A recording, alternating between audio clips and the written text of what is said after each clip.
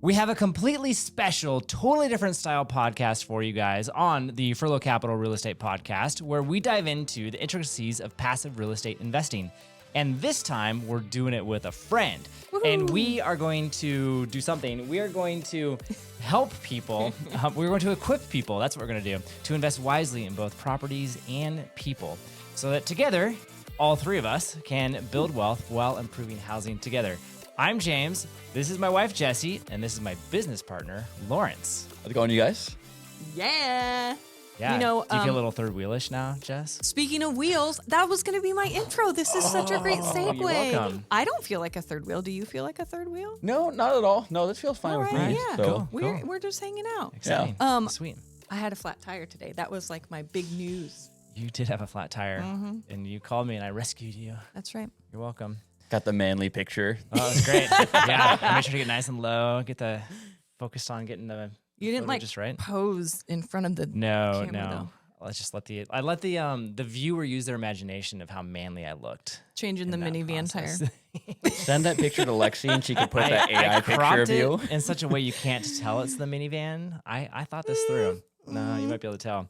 Kind of still looks like a minivan. Yeah, that's It's all okay. right. Once a minivan, It's always glamorous. a minivan. Yes. Changing a tire is always glamorous. Yes. You know what is also glamorous? Investing with other people. Or at least it's more fun. Touche. It it is that more way. fun. Yeah. More fun with friends. So, Lawrence, we invited you on this podcast. You are our guinea pig guest. Yay. Yes. Because one of the things that we want to start doing, and how I'm making a public promise, so we're going to actually do it, is start interviewing other people and just learning more about who they are, what they're doing, what's going on. And so, Lawrence, for those of you who may not be familiar with you, like, what is it you tell people you do in like just a couple sentences? Yeah. So 1 to 2 sentences. So I'm a real estate investor in the Willamette Valley. I love house hacking. That's kind of been my MO for the last couple of years. And I love it so much that I got my real estate license, and I love helping people do the same thing. Okay. So, yeah. Gotcha. House hacking, for people who don't know, is... Yeah, so house hacking is you buy a property, a duplex, multifamily, and you live in one unit and you rent the others out. Okay. Gotcha. Straightforward. You guys are kind of the OGs of house hacking, though. Yeah, we did it before it had that name. Before it was cool. What did you call it then?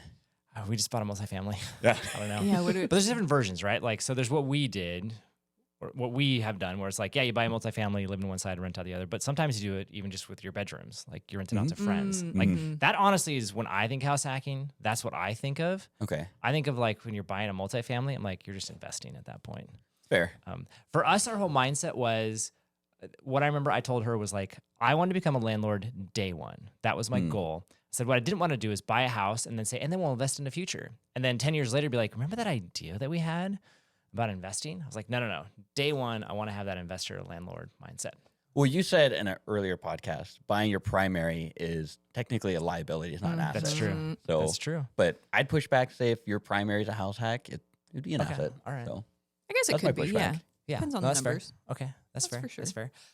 So kind of speaking of that, you disagree with me on that. Do you have any other unconventional beliefs that you hold that you don't think a lot of other investors? Yeah. I work a lot with first-time home buyers or people looking to get started into real estate and house hacking.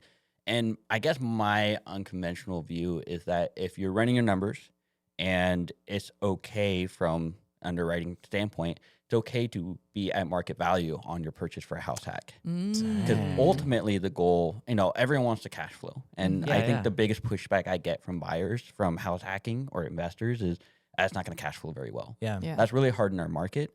But the ultimate goal when you house hack is to minimize your housing expense and to save as much as you can. Interesting. Very So in difficult. that case, you do think of it as a liability because you are like, hey, it's all about trying to minimize that cost. That's fair. That's Okay. fair. But you also get the component of appreciation, principal pay down, stuff like that. Totally. So, Sure. which I guess you would get that in a primary as well. Yeah. But you could technically move out of it, 1031 exchange, it's still a vehicle after you move out of it that you can keep. Or you Well, do I the Holy Grail like us, you buy a fixer-upper. That's There we house go. hack. There we go. I didn't realize you could 1031 a house hack. I guess it's a rental at that point. So Well, after you move out Well, of it. yeah. Yeah. okay, so if you turned it into like 100% rental, and then I would makes imagine it would be super tricky if you still lived in half of it, they would probably let you 1030. They would probably 1031 a portion of it? I was I gonna think say that sounds Like, well, you complicated. would only get charged capital gains for half of it. Okay. Because that was what happened to us. Well, like when we did, there was a new home buyer tax credit. They Yeah. only gave us credit for Oh. half the property. That's right. But it 'cause turned was out a that half the duplex. property was the max they would give you anyway. So like we got the entire thing. Yeah. But our accountant, which was kind of funny, like we were like, "How's this gonna work?" He's like, "I don't know." Like, was this try it, we'll see what honestly- happens. He's I like, don't "Yeah, we'll know." submit it and see if anyone pushes back." You get which audited, they it's didn't. fine. Yeah. Yeah, no, that was good. Okay, interesting. good we didn't. So, I'm not gonna do the Brandon Turner. So like, who were you before all this?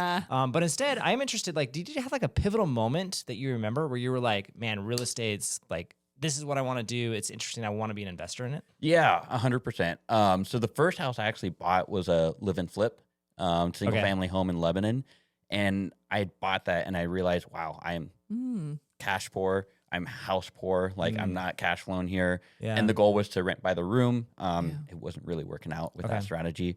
But I found a fourplex on the market and it was on for like 40 days. It was labeled, it was set as a single family home. The listing agent, Oh, really? yeah, they listed it wrong. That's super interesting. So, and I had filters on Zillow. I looked Hear at stories Brave. Yeah. about that. but Yeah, wow. and it's like I missed it, but then for whatever reason I saw it. I Yeah. was like, I'm buying it. So I Okay. listed my house and rolled my equity into that. Okay. Oh.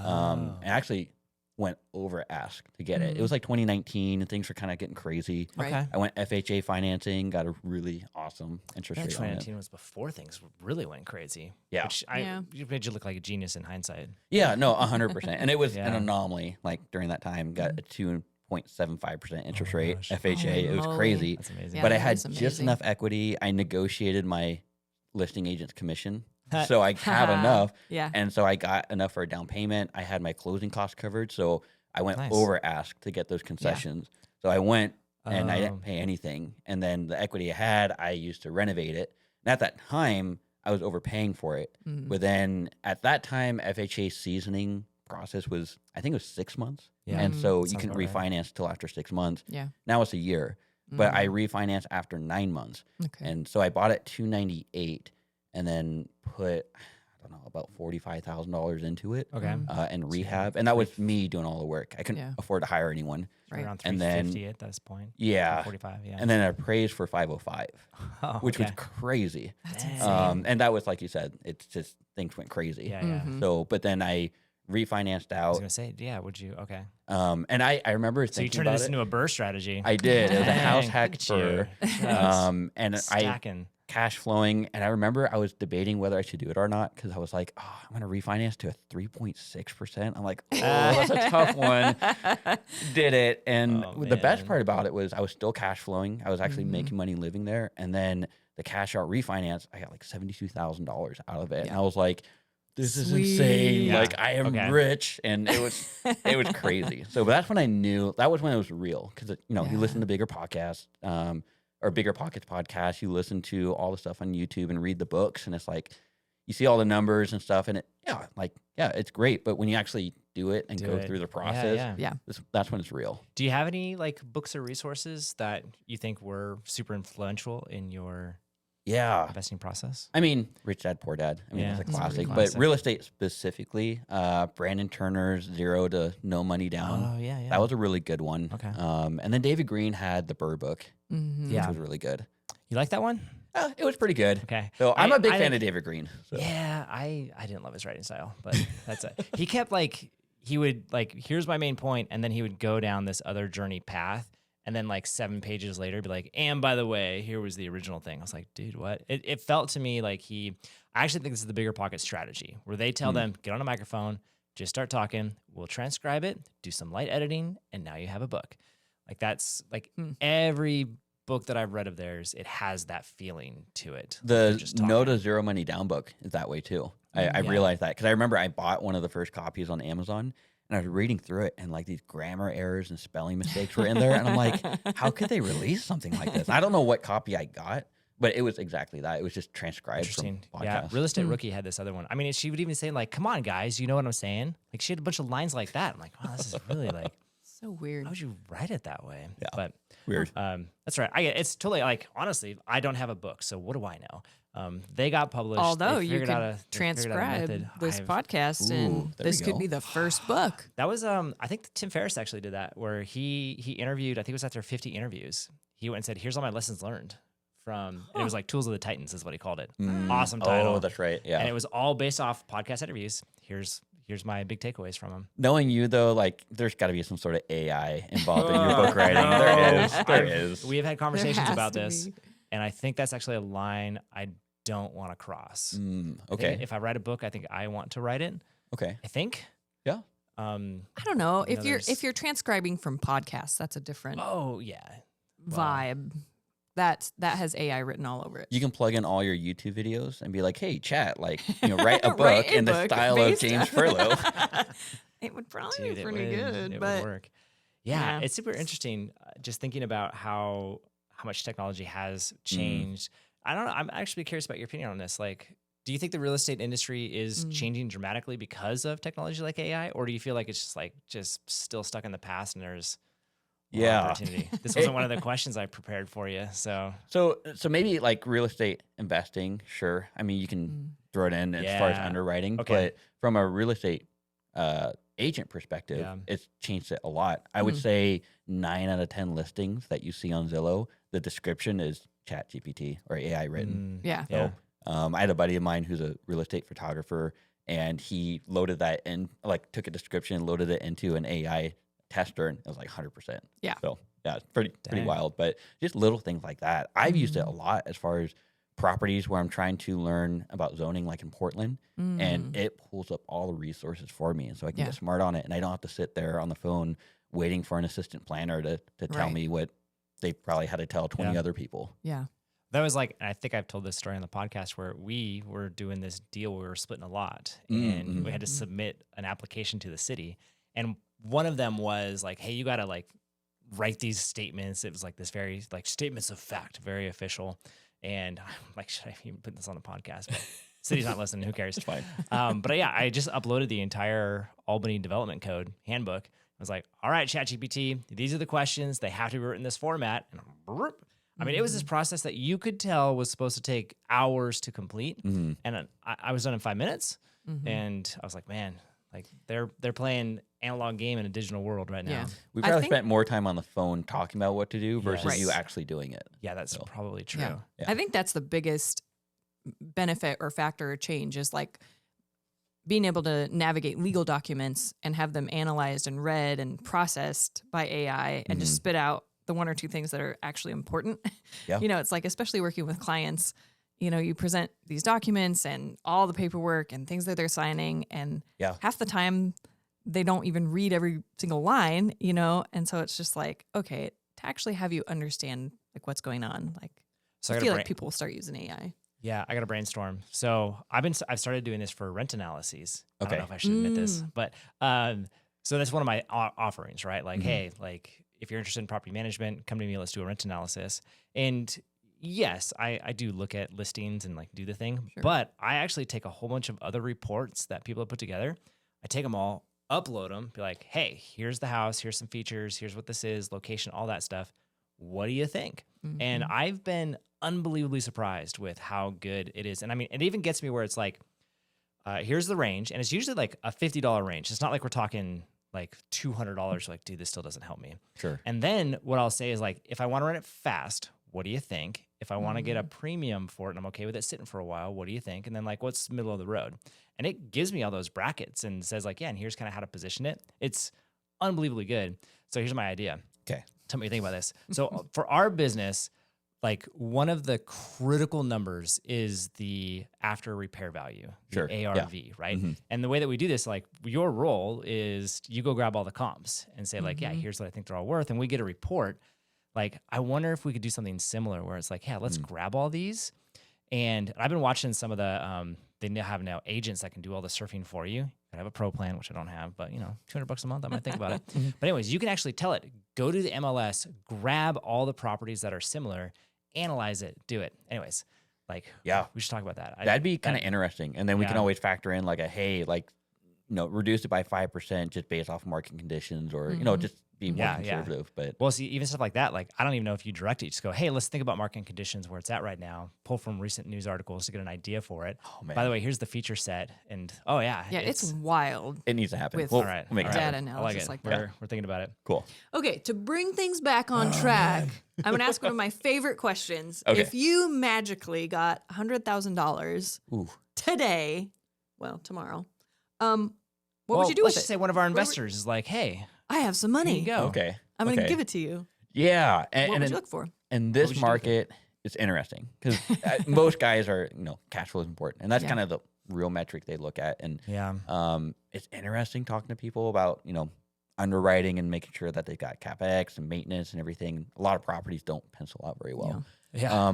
I think what I would ask an investor that was giving me $100,000, like, hey, let's do real estate. Like, I want to do real estate. I'd be like, what interest rate do you want? And that would be the question I ask them, and bring them in as a partner, like a financing partner to do a deal. I don't know if I would be like, hey, $100,000, 25% down on $400,000 duplex, and then you're cash flowing $100 a month. That's what, like a 2.5% return, like cash on cash return. Like, you can get 12% on your money and get it back, or I don't know what rate you give, but I mean, they can get a better return that way, and they get it back. Yeah. So I think it might depend on the investor if they want to, like, if they're new and they want to learn what a BRRRR is and understand, like, hey, this is how long rehab costs, so this is what it takes to manage contractors, like, those nuances, then bring them along. But Yeah. That makes sense. In our previous week's podcast, which you haven't heard yet, but you will, is we were talking about how you can get started investing with just $1,000. ooh, And okay. I have some great ideas. If you haven't heard it, you should listen to it. Would you tell them to do REITs or? That was one of the 8 ideas that I came up with. Okay. But when I was talking with a guy yesterday, whenever, recently, I don't remember now. Okay. Anyways, he was like, hey, I'm thinking about, putting some real estate into my portfolio. I actually think you were there for that conversation. Now that I'm thinking about it. Yeah, Sunday. Anyways, yeah. Yeah. And one of the things I pointed out was, like, if you're not going to move into it, like, you got to have a significant chunk of change to invest in Oregon, because not only do you have to do the down payment, not only do you have to have enough money for whatever repairs you're going to do initially, but you want to have just a general reserve for it. Like, there's a lot there. I went, or like, if you only got like 25 grand or 100 grand or something like that, which in Oregon, only 100 grand is like, that's a potential limiter. Yeah. Like, you can go just jump in on someone else's deal and like, and then you bundle it all together into it. So, I think I know of a guy that has a company that raises money Yeah. to do deals. So I've heard of them. Yeah, that's pretty good. That's pretty good. Nice. So one of the things, that we talk about all the time is, or I want to say, like, when we're looking at a deal, like, oftentimes the thing we talk about is risk. So maybe you can speak to a little bit of that. Like, how do you think about risk, or how do you evaluate risk when you're looking at deals? Yeah. So it's tough because with us, like, with us, like, for our company. I mean, it's other people's money, and True. there's the risk of that money's lost, and we personally guarantee the deal too. So there is that. But for me, like, I don't take that lightly. Like, other people's money is very hard for them to get it for some people, and like it's a big deal. I mean, the big one is, like, our underwriting is very conservative, and especially when we're looking at ARVs and the offers we're writing, like, we're always super conservative. Yeah. And then at the same time too, for anyone, I guess, trying to be risk adverse, I guess, is like having other people that you can bounce the ideas off of, and people that are not just friends that are, go for it, it's a good deal, it's off market, like, of course you got to do it, but someone that's a voice of reason, that understands your long-term goals is always ideal. So they're okay with telling you, no, that's not a good deal. Yeah. So Yeah, we had that recently. We were looking at a place and brought a contractor friend, and he was like, I wouldn't buy this. It's like, okay. We're like, well, for a price, sure. Thankfully, the lady wanted more than double what we were willing to pay for Right. it. So it made the choice easy. And it was funny because for me in my position, I really wanted that deal. Yeah, and that's so right. it was super disappointing to walk through that. And as soon as we walked up to the driveway, like, I knew you were looking at you. You're like, no, this is not it. This is not it. So, which it's for you, it's a lot. I've been there, Lawrence. Yeah. I know. I'm the guy who's like, cat urine is the smell of money, and I went, I don't know about this one. Yeah. So, For 200, I would have gone for it. That's all right. So I'm curious, we look at a lot of deals all over the place. Do you think there's an underappreciated asset class that's out there that, Ooh. let's give away our secrets. Like, what should we be looking at? I mean, you kind of mentioned earlier, rent by the room. I think that one's really interesting in our market specifically. Yeah. I think, in our market, we're not building enough. We don't have enough new that's coming in. And, OSU, their enrollment continues to skyrocket. I think this year they didn't move a whole lot, but in the last 5 years, it grew a lot. Ton. They're really focusing on online stuff from what I understand, but their physical enrollment is still the same. Yeah. Which, I think it was, I'm getting old now. I think it was 10 years ago. They made a concerted effort. I think they doubled in that, which is in a that lot. time. Oh, it was ridiculous. Yeah. Housing, I think, is just starting to catch up. But I think rent by the room kind of is a big one that's out there. Even from a house hacking perspective is what you would say house hacking actually is living in a room and renting the others out. Yeah. Asset class, another one. I think senior housing is going to be a big deal in the next 10 years. You think so? Mostly just because of our parents. Well, yes. You guys are getting old. No, I'm curious, why it would change though. I remember looking at a bigger study. generation. There was a listing that me and another broker are partnered on up in Portland, and it was a senior affordable housing type apartment situation. Okay. And we were trying to get smart on it because we got the listing on it, and we're trying to procure buyers for it. And there was a study, I think, University of Chicago was saying it by 2040. 60% of seniors that are going to be in a senior housing or assisted living or something are going to be on some sort of subsidy or HUD housing or something. They're going to need some assistance in affording it because it's so expensive. Right. And they were saying of that, 30% can find themselves homeless within a set number of years, which is really sad. Yeah, that's but wild. I think that is going to be an asset class where you're going to start seeing single family homes kind of be chopped up into ADA compliant homes. Right. And a lot of these assisted living or kind of these bigger care facilities are going to be signing master leases with these owners and providing care in that capacity. Yeah. It's going to be super interesting because I was talking with an owner to manage her house, essentially. And it's a bigger house, single level. And before I came along, she had been approached by someone else. That was exactly what they wanted to do. They're like, hey, we want to start up an in-home senior care. I think it was a daycare thing, whatever, because it was big. Yeah. But one of the tensions was she went, well, if you're going to run a business out of this, I'm going to charge you like you're a business. So they were like, well, we want to rent it for $3,000. She was like, yeah, try 45. And they're like, well, no, that's where our profit margin is. And she goes, yeah. And then I'm going to rate. And so, I mean, it was, in some ways she was saying no, but it's going to be an interesting, because, homeowners, people selling or wanting to rent out to a master lease, they're like, oh, wait, how much wear and tear are you going to put on this place? It's going to be a tricky problem to solve. But, man, if you can figure it out. Yeah. Yeah. It'll be kind of interesting interesting too there. with Oregon landlord-tenant laws. I know they've made some changes as far as tenants being able to do daycare, kids' daycare out of their home. Yeah, that's true. I don't know you if can't discriminate against that anymore. Yeah. Or you can't say no. So I wonder if that will change with at the addition of more senior care facilities. Right. So I don't know. So which is different because they have the bathrooms have to be walk-ins with handles and stuff like that, ADA compliant. But I don't know. It'd be interesting. But I think that's an asset class that's gonna grow. All right. Are there any other real estate trends that are getting you excited? Yes. This one went around for the last couple of years. Midterm rentals, that's always a big one. Traveling nurses. So I talk about that one a lot. Sure. So, but you know me. We I almost love got house hacking. one, but Yeah. didn't work out.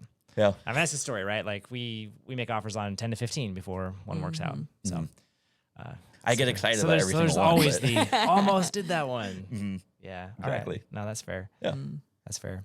So if someone is listening today and Okay. they're on the fence about investing in real estate, either actively or passively, what's a small action that they could take this week after listening to this to help them move forward? Yeah. And a lot of people I talk to, their first time, just trying to get their foot in the door.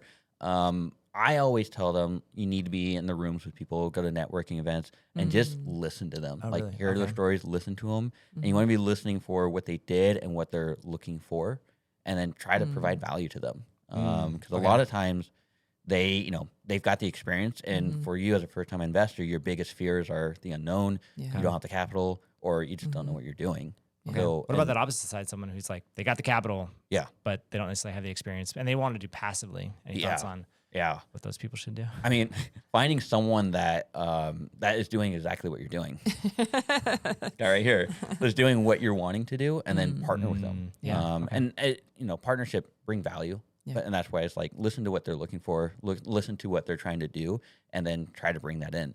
My first partner that I found, I knew he had construction experience. He'd wholesaled for like 10 years. Oh, wow. And I found a deal. I'm like, hey, I'm going to fumble this. I don't know what I'm doing. Like, let's partner up. And it worked out really well. Yeah. So, Cool. So on that same kind of vein, what is a question that an investor should ask, but maybe doesn't ask? Yeah.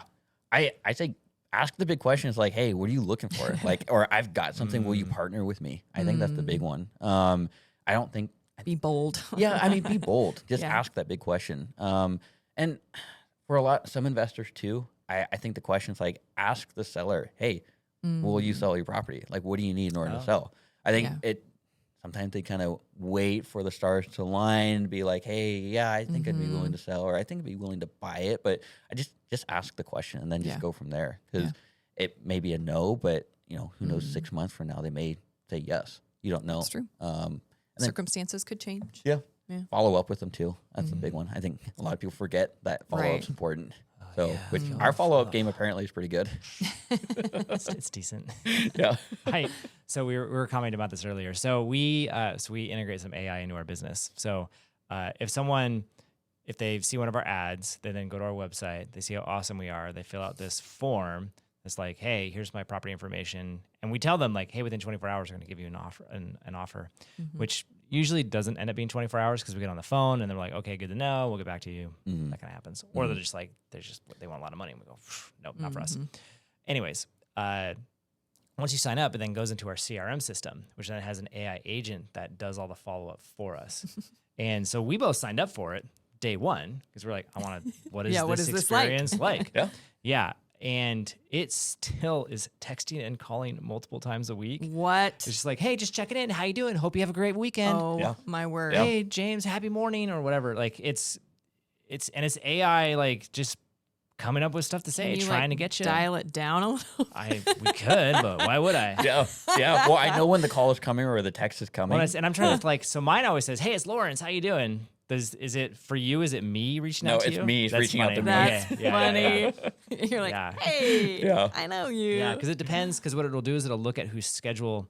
So we have both our schedules on there, and then it'll ask them, hey, when are you available to talk? Interesting. And so it defaults to Lawrence. If we're both available, it'll do his. But then if he's busy, it'll do mine. So if they do me, then it's me sending the messages over and over and over again. So wild. And then we just make sure we call from that CRM phone number, so it's all consistent and pretty awesome. It's pretty wild. But that's this. So that's our follow up. So we don't do the follow up. We've got a system to do it, and it is relentless. And we just go until they tell us, "Stop bothering me." We go, okay, and then it's smart enough to know that they said that, and just goes, "Okay," and it stops.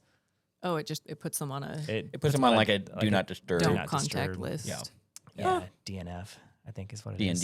DND. That's it. DND. Yeah. Dungeons and Dragons. Do not disturb. Dungeons and Dragons. Yeah, it's pretty wild. Like I said, but we keep it on. I'm just like, a part of me is like, how long will this thing keep going for? It's been probably forever. It's been a while. Yeah. I don't know. Yeah, it's kind of it's slightly cool. annoying, but I'll be honest. I would be annoyed. But I'm also like, I don't know, like it's easy to ignore too. And if people like timing's everything, right? Like one of the things you and I, Jessi, have talked about is like everyone's life changes every 6 months. And so when that happens, you kind of want to be there. That's why I usually tell people, hey, if you're going to follow up with letters or whatever, like send one every 6 months. Like, and because you just never know. Life changes. Yeah. Cool. Thanks for hopping on and just telling us a little bit about like who you are. I know we didn't go very far deep into the background of it. That's fine. But it's all good. I think it's just good for people to hear like your philosophy, how you think about investing. Since we do a lot of like all of our flips have been done together. So just kind of I wanted people to hear some of that. If they did want to hear more about you or, connect with you or something, I'll let you decide your level of access. How can people learn more about your work? Yeah, you've kind of challenged me a little bit on my socials because I currently don't have them on my phone, but I do have social media. That's okay. Instagram, I'm stronger_real estate. I have a Facebook as well. You can message me there. Classic email, basecamplawrence@gmail. Reach out to me there. Gotcha. Yeah. So what's with the stronger real estate? What's that about? Yeah, it was. We'll do a little bit of background at the very end. There you go. So a little bit personal brand, I guess, for real estate. Kind of where I do all my investing stuff, but stronger because amateur power lifter. So kind of blended the two together. Nice. So, yeah. Those are not AI muscles. No. No, they're anchor arms like from SpongeBob is what they are. So. Yeah, that's funny. That's good. I still have to use AI for mine. It's all right. Well, awesome. That's cool. That note. Thank you so much for joining us and sharing about yourself. And if you would like to learn more about investing with us and what a partnership like that looks like in the way that we talked about, we would love to get a hold of you or get in contact with you. So you can reach out to us at furlough.com. You can also leave a comment wherever it is that you listen to podcasts, and we do read all of them. So yeah, thank you so much for listening, and have a great day.